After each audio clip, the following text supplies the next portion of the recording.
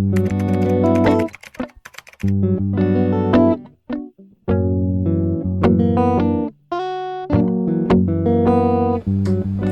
peeps, welcome back to my channel. If you're new here, I'm Runzi. I mainly enjoy talking about mental hygiene, spirituality, and personal development.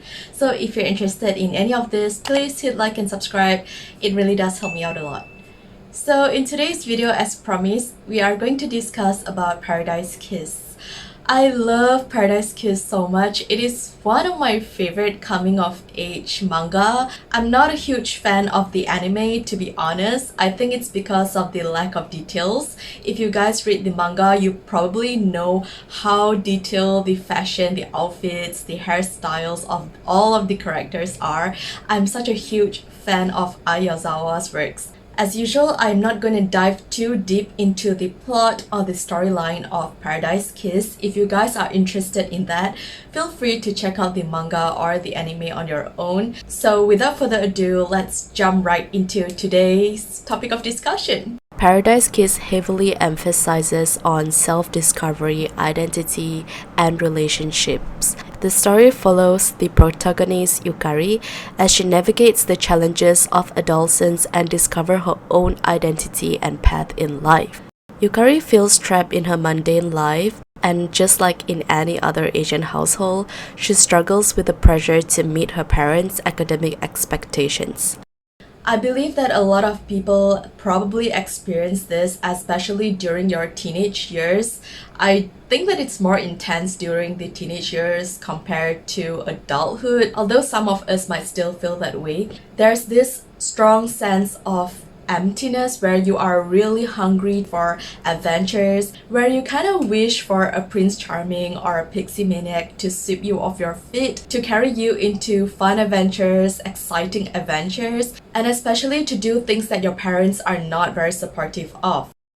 On one day, she stumbled upon a group of fashion design students who asked her to be their model for a fashion show.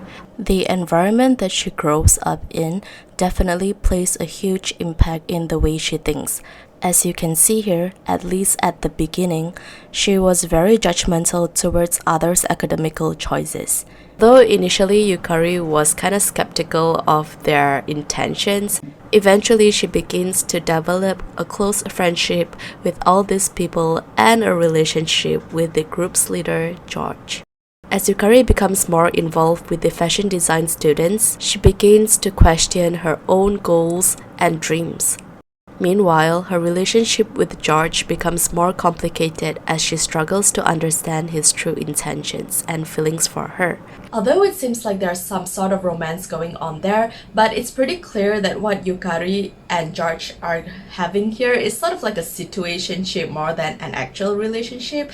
It seems like he is far too out of her life pool, if that makes any sense. George is depicted as being 21 years old, which is fairly young, but he is portrayed as a charismatic and enigmatic figure with a reputation as a ladies' man. He is known for his good looks and charming personality and has had several relationships in the past. He is also really clear of what he wants in his life. He is deeply committed to his passion for fashion design and is willing to take risks to achieve his creative vision.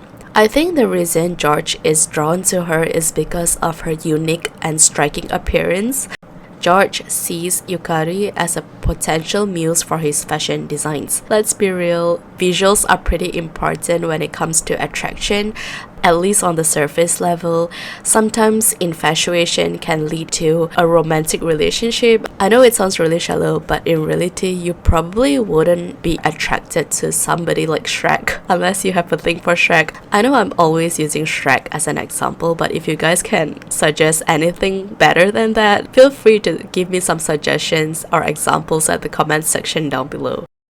On the other hand, Yukari is initially depicted as a 17-year-old high school girl. Unlike George, Yukari doesn't seem to have a lot of romantic experiences. She only has a crush on a boy named Hiroyuki.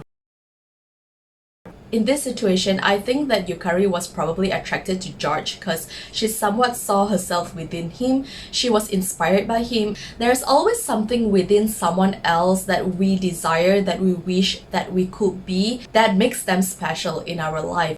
It is pretty obvious that initially Yukari and George are in very different life pools. She is a high school student who is still trying to figure herself out, who doesn't really know what she wants, and is under the shadow and expectations of her parents. In real life, this could go wrong in many ways. Usually, guys like George will always take advantage of innocent, young, and naive girls like Yukari.